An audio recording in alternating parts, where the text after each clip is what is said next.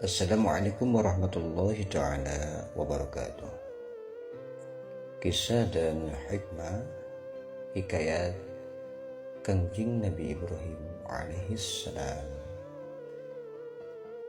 Dina hiji poe Nabi Ibrahim alaihissalam mendakan bangkai himar di basisir keur direncah ku satu cai jeung satu darat. Lamun laut keur pasang ku satu cai, lamun keur surut ku satu darat. Malah pirang-pirang bangsa manuk anu ngahakan kana eta bugang. Ku kituna Nabi Ibrahim ngaraos kaget. Terus munajat ka Gusti Allah. Hei pangeran abdi, abdi parantos terang.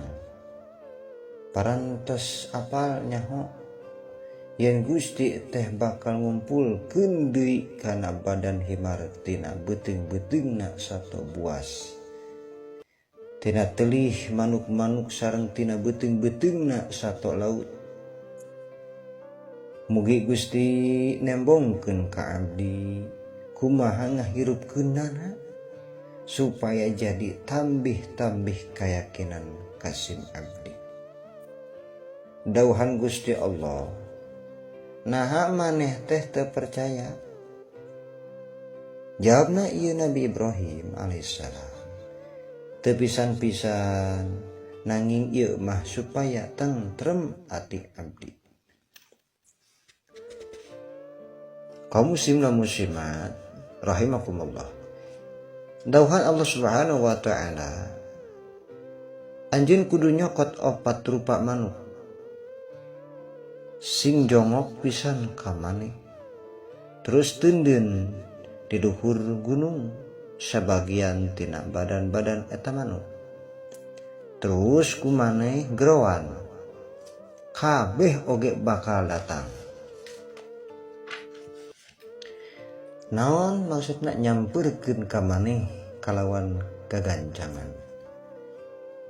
Teras Nabi Ibrahim alaihissalam mencit 4 manuk, dicabutan bulu-buluna, dicampurkeun dipotongan getihna jeung dagingna. Sadayana dijadikeun 4 gunuk, diteudeun di 4 gunung, wetan, kulon, kaler, kidul. Ari hulu-hulu nama dicepeng ku Nabi Ibrahim, terus Nabi Ibrahim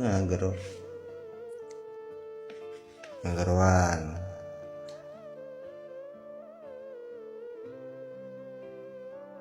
Pata'adina bi'ilnillah, kadari kalawan izin Allah, mangka tina saban-saban tetes getihna manuk rabung ka awang-awang nyampeurkeun tetesan getih nu sejana. Nya kitu deui bulu-buluna, tulang-tulangna jeung anggota nu sejen deui nyampeurkeun kana anggota anu asal badanna masing-masing. Geus langkep patepung deui dina awang-awang, tapi kabeh oge teu acan aya huluna. Terus kabeh nyampeurkeun kana huluna masing-masing nu dicepeng ku Nabi Ibrahim alaihissalam. Ieu anu akhirna lengkap seperti asal anu tadi. Ceuk ahli tafsir, manuk nu 4 teh nyaeta hiji manuk merak, kadua nyata hayam jago,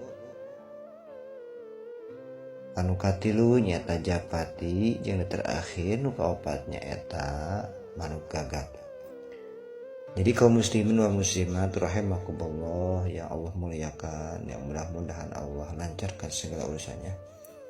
Ternyata dari kisah ini Nabi Ibrahim saja dalam meyakinkan ketuhanan, mentauhidkan keesaan pangeran perlu pembuktian, karena ada ilmu yakin, hakul yakin, dan ainul yakin. Tidak ada bedanya di zaman sekarang.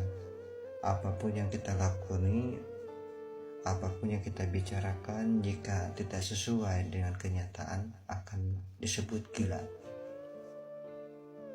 Makanya jangankan dalam kehidupan, keyakinan pun harus digodok atau dibuktikan dengan kenyataan atau direalisasikan dalam pembuktian. Kita yakin bahwa percaya Allah, akan tetapi tidak iman kepada Allah, itu percuma. Kita percaya Rasulullah itu utusan Allah, akan tetapi tidak melaksanakan syariatnya, itu bohong. Maka ketika kita sesudah mengucapkan dua kalimat syahadat asyhadu an la ilaha illallah, maka benar-benar kita menuhankan tidak Tuhan selain Allah yang harus dilaksanakan segala perintah. Dan Muhammad Rasulullah, ketika kita mengatakan Muhammad yang utus Allah, maka kita harus nurut atau mahabbah kepada Rasulullah Sallallahu Alaihi Wasallam. Begitu ya, mudah-mudahan ada manfaatnya dan mungkin bisa dicerna, walaupun kisah cerpen yang singkat ini, akan tetapi kita bisa ambil pelajaran sedikit demi sedikit. Mudah-mudahan mengandung hikmah dan berkah. Amin. Allah ya Rabbal alamin. Wassalamualaikum warahmatullahi wabarakatuh.